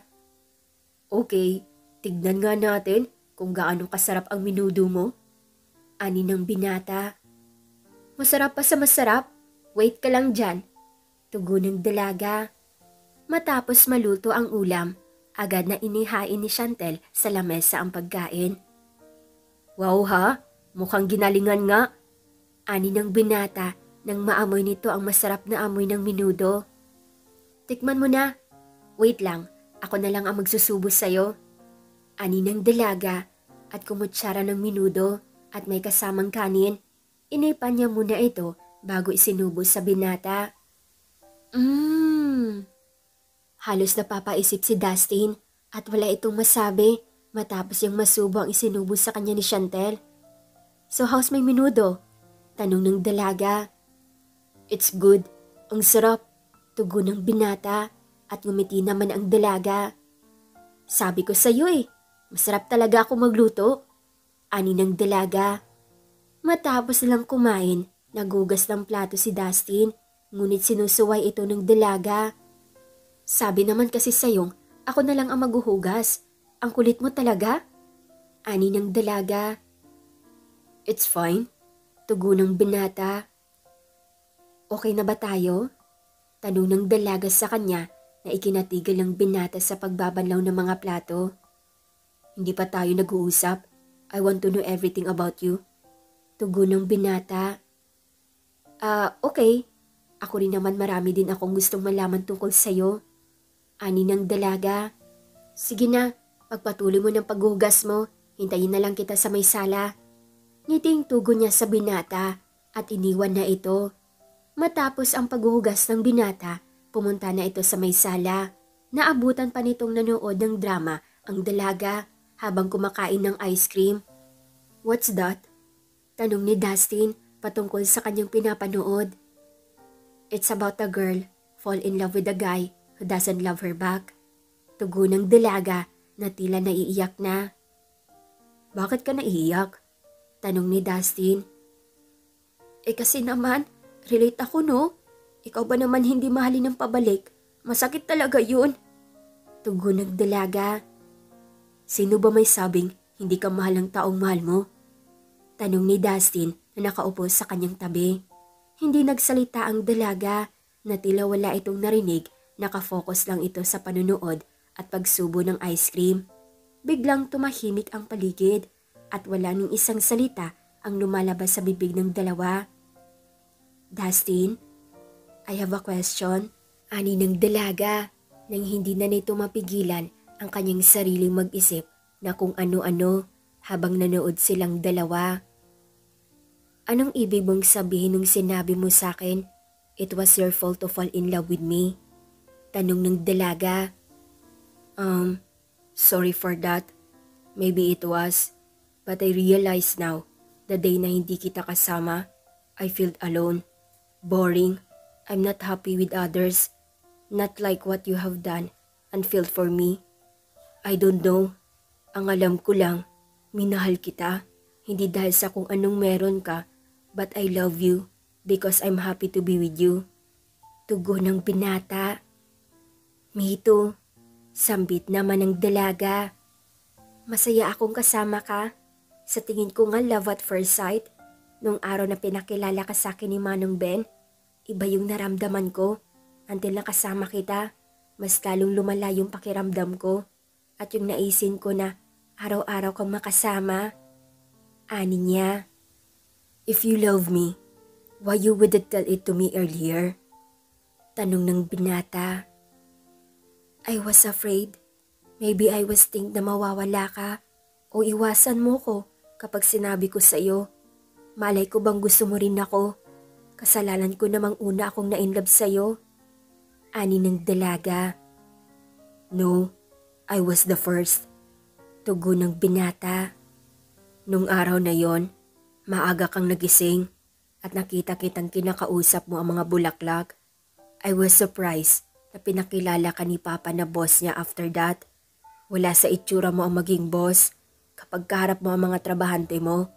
And the one thing that I love from you is you are very humble, kind, and truthful. Pantay-pantay mo silang ituring na parang pamilya. And that's the thing that I wondered about you. Ani ng binata. Kung ganon, nung uminom tayo, may nagawa ba tayo? Tanong ng dalaga na ikinatawa ng binata. Wala, ikaw lang yung nalasing at nakatulog ka kaagad. Ani ng binata. Ay, salamat. Mabuti naman kung ganoon. Ani niya, sabay buntong hininga. But, who's that guy? Anong papel niya sa buhay mo? Tanong ni Dustin kay Chantel. Matagal bago niya ito sinagot. Nag-iisip siya kung sasabihin ba niya ang tungkol sa arranged marriage nila ni Kenji o ililihim na lang muna niya. We're just a friend. Close friends. Mula pagkabata, siya yung nakakasama ko sa bahay dahil palaging abala yung parents ko sa trabaho. Kaya siya yung nakakausap ko hanggang sa lumaki kami. Siya yung nasasabihan ko ng problema ko. Pero hindi naman nagtagal kasi iniwan niya din ako. Pumunta sila ng California at doon na tumira. Doon na rin siya nag-aral at ngayon lang siya nakauwi. Kaya grabe na lang ang pagkahumaling niya magkasama kami ulit. Tugon ng dalaga. May gusto ba siya sa'yo? Tanong ni Dustin. I guess, but napatigil ito sa pagsasalita. I love him as a friend. Ani nito. Ako ba? May pag-asa ba ako para sa'yo, Chantel? Tanong ni Dustin sa dalaga. Napatingin naman ito sa kanyang mukha, kaya nagkasalubungan ang kanilang mga mata. I already told you that I like you, so I hope it can answer your question. Tugon ng dalaga. Yeah, I know. Ani nito. May I? Sambiti Dustin at hinawakan nito ang pisngi ng dalaga. Kiss you? Pagpapatuloy nito. Halos hindi makahinga sa kakiligan ang dalaga, kaya hindi na ito nakapagsalita pa. Ngunit nagbabadya ang kanyang labi na pwede nitong gawin ang nais niya. Unti-unti nagkakalapit ang kanilang mga mukha hanggang sa dumampi ang kanilang mga labi. Kinabukasan. Good morning everyone! Masiglang bati ni Chantel sa mga tao. Wow naman! Mukhang ang ganda ng gising naming magandang diwata. Ani ng isang babae dito. Masaya lang naman po ako. Ani ng dalaga. Mukhang maganda nga ang araw natin ngayon. Ani ng isa pang lalaki. Shhh! Huwag kayong maingay. Ngayon lang to. Ani pa ng dalaga. Kasabay ng pagtawa nito. Maya-maya pa, dumating na si Dustin. At kaagad niya itong sinalubong ng ngiti. Good morning, ani ni Dustin na tinugunan niya kaagad. Glowing ka ha, anong meron? Tanong ng binata. Wala, masaya lang. Tugon naman ito. Habang naglilibot-libot sila sa lupain, biglang tumawag si Kenji sa dalaga. "Chantel, Tita Divina are going to Tagaytay now with your dad," ani ni Kenji. "Seriously?" tanong ng dalaga. "Yeah, hahabol na lang ako. May kailangan kasi akong gawin, but I'll be there, promise," ani nito. "Okay, fine. Thank you." Agad niyang binaba ang cellphone at tinawag ibang trabahante para magluto ng mga pagkain para sa kanyang mga magulang. "Are you sure? Parents mo lang ang pupunta dito?" tanong ni Dustin na ikinatango ng dalaga. "Bakit ang dami ng handang pagkain? Parang may okasyon na to ah," tugon ng binata. "Shh! Huwag kang magulo. Tulungan mo na lang sila sa pag-aayos ng pagkain," ani ng dalaga sa binata. "Ipapakilala kita sa kanila mamaya," ani pa ng dalaga na ikinangiti ng binata. Maya-maya pa, dumating na nga ang isang van at bumaba mula doon ang mga mommy at daddy ni Chantel na agad naman niyang sinalubong. "Hi ma'am, dad," bati ng dalaga sa mga ito kasabay ng pagyakap niya. "Yan ba ang mama at papa ni Ma'am Chantel?" Gulantang na tanong ng mga trabahante dahil kung titignan ang mga ito mula ulo hanggang paa, nakasuot ng mga mamahaling alahas at base lang sa pananamit, nagmula sa mayayamang pamilya, kaya hindi sila makapaniwalang si Chantel napakasimpleng tao lang. "I'm so glad you are here, and Kenji told me that you are arriving here. That's why I prepared a meal for you all," ani ng dalaga. "Ang ganda naman ng anak namin. Ang galing anak. Napalago mo lahat ng nasinimulan mo. Magaling," pagbati ng kanyang ina. "Dad, you are here. Thank you for coming," ani ng dalaga. "Of course, honey. I'm so happy to see you happy with this. This is your dream. I'm so proud of you, Chantel," ani ng kanyang ama. "Thank you, Mom. Dad, please come in." Pinapasok ng dalaga ang kanyang mga magulang at nasa labas lamang ang lamesa na may nakahain ng mga pagkain. "This is all for you," ani ng dalaga. "Nag-abala ka pa anak." "Mom, Dad, this is my workers and they all kind and nice person to me," ani ng dalaga. "That's great," pagpuri ng kanyang ama. Habang kumakain silang lahat, nasa kabilang lamesa naman ang mga trabahante.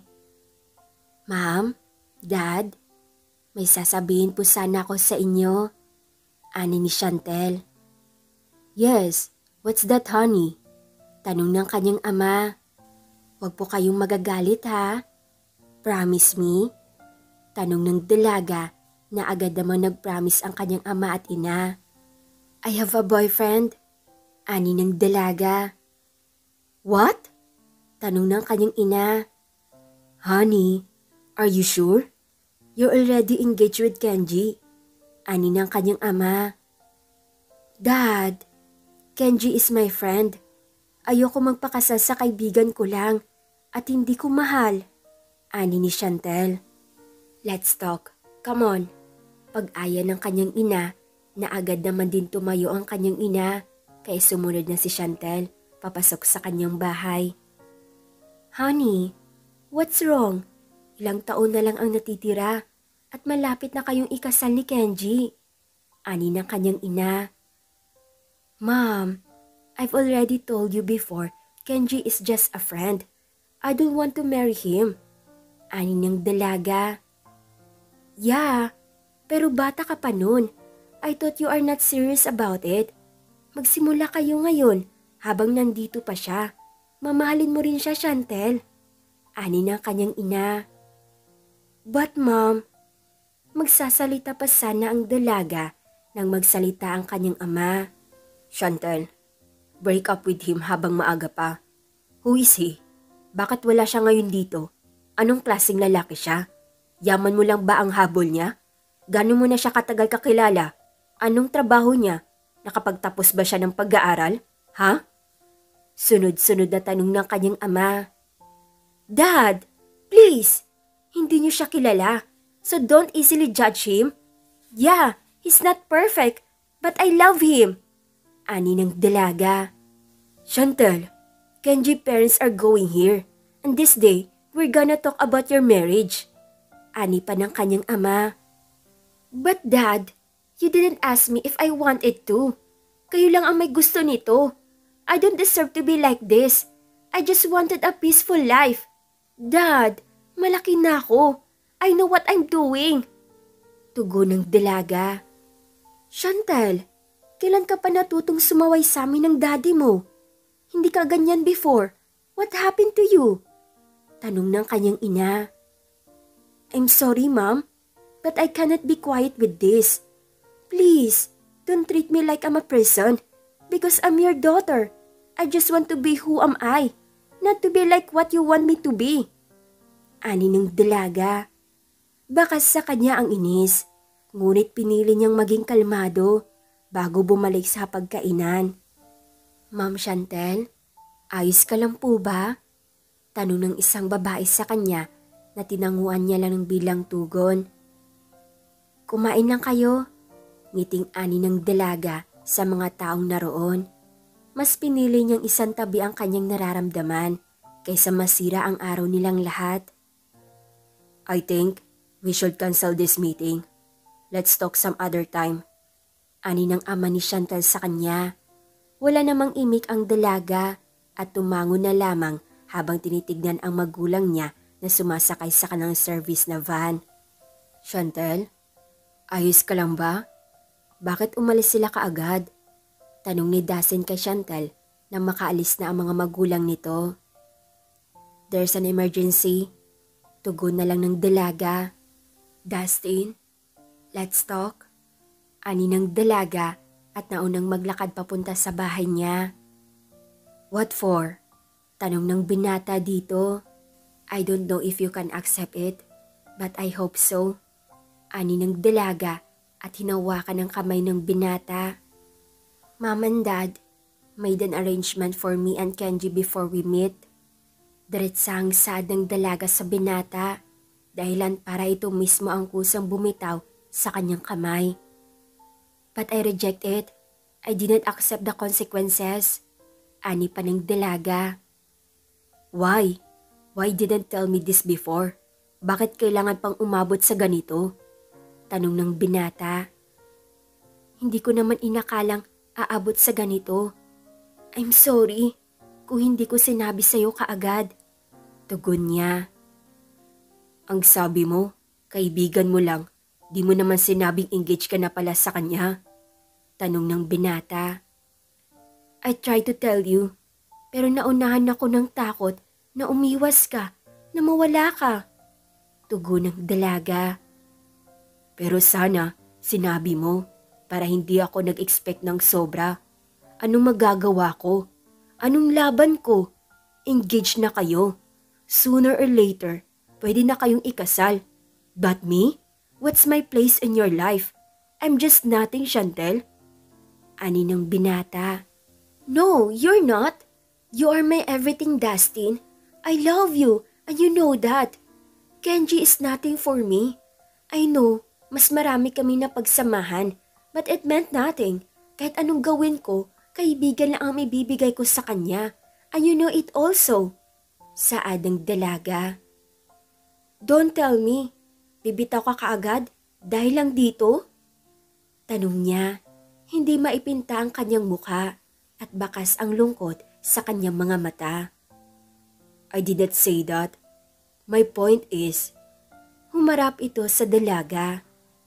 Your family. If that's your father wants, then go.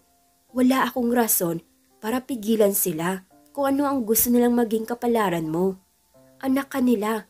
That's why they all cared for you. Ani ng binata. But how? Paano mo masasabing iniisip nila ang kapakanan ko kung ginagawa naman nila akong preso? Pakiramdam ko, nakakulong ako sa mga kamay nila. Lagi na lang sila ang nasusunod sa buhay ko. Wala na ba akong karapatan para gawin ang gusto ko? Do I didn't deserve to be happy? Tanong ng dalaga. No, you deserve to be happy because you are true for yourself. Tugon ng binata at niyakap ang dalaga. Hindi nila namalayang narinig pala ni Kenji ang kanilang mga pinag-usapan mula sa balcony. Papasok sana ito para kamustahin ang dalaga, ngunit narinig niya ang pinag-uusapan nilang dalawa kaya hindi na lang ito tumuloy. Makalipas ang 1 linggo, walang paramdam si Chantel sa kanyang pamilya dahil nag-isip-isip ito kung ano ang dapat niyang gawin. Ngunit nanindigan siya na kahit anong mangyari, hindi niya gagawin ang gusto ng kanyang mga magulang na maipakasal siya sa taong hindi naman niya mahal. Dahil para sa kanyang buhay at kaligayahan niya ang nakataya roon. Hindi siya magiging masaya kung ang makakasama niya hindi naman niya totoong minamahal. Love, someone's calling. Ani ni Dustin habang nag-aayos ito ng pagkain sa lamesa at nagsusuklay naman ng buhok si Chantel dahil kakatapos ng maligo. Oh, bakit hindi mo sinagot? Tanong ni Dustin na makitang binabalang ng dalaga ang cellphone at hindi nito sinagot ang tawag. My mom is calling. Ani ng dalaga. Then, bakit hindi mo sagutin? Kausapin mo na sila. Baka magtampo pa sila sa'yo. Bahala ka, pagsisihan mo yan.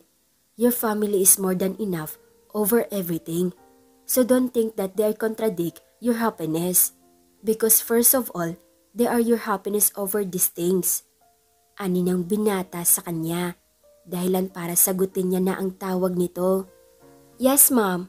Tanong nito. Tila nag-iba ang espresyon ng kanyang mukha matapos silang mag-usap ng kanyang ina at kaagad itong nag-ayos ng kanyang mga gamit pauwi sa kanila. Pinauwi siya nito sa kanilang mansyon dahil may importanteng pag-uusapan sila at nais nila nakasama ni Chantel si Dustin para makilala nila ang boyfriend ng kanilang anak. This is your house? Tanong ni Dustin na makarating sila sa mansyon. Hindi ito makapaniwalang laki sa yaman na pala talaga ang dalaga, ngunit hindi ito makita sa kanyang pagiging simpleng tao lang. Sorry kung biglaan ang pagpapauwi namin sa iyo dito anak, but your dad wants to talk with you and Dustin. Ani ng kanyang ina. Kinakabahan ang dalaga dahil hindi naman ito alam kung ano ang mangyayari sa araw na iyon at baka kung ano lang ang sabihin nito sa kanyang nobyo. Thank you for coming, honey. Sit down first. Ani ng kanyang ama, kaya agad naman silang naupo. Naghihintay ang dalaga na mag-umpisa na ang usapan, ngunit hindi pa ito nag-uumpisa, tila may hinihintay pa sila. Dad, bakit niyo po kami pinapunta ng biglaan? Tanong ng dalaga nang biglang dumating na ang pamilya ni Kenji at si Kenji. Dad, what's this? Tanong ng dalaga. Relax, honey. I'm sorry. Kung pakiramdam mo, pinipigilan ka namin ng mama sa lahat ng gusto mong gawin. But it's not about that. I didn't mean to hurt you. I just wanted for you is to be happy and to have your happiness. That's why. Kinuha nito ang papel sa magulang ni Kenji at binigay sa dalaga. I decided to cancel your marriage with Kenji. I'm sorry for doing this before. Tila hindi maipaliwanag ng saya ang naramdaman ng dalaga nang marinig niya iyon sa kanyang ama, kaya agad niya itong niyakap at nagpasalamat. Thank you, Dad. Thank you, Mom. Ani ng dalaga. And thank you for everything, Tita. Tito. Tumingin ito sa mga magulang ni Kenji. And Kenji, thank you. Ani ng dalaga. Pinakilala ni Chantel si Dustin sa kanilang lahat bilang kanyang boyfriend at buong puso naman nilang tinanggap ang binata bilang maging kabiyak ng dalaga. Lumipas ang 2 buwan. Halos maiyak na sa emosyon si Chantel habang naglalakad ito papalapit sa altar.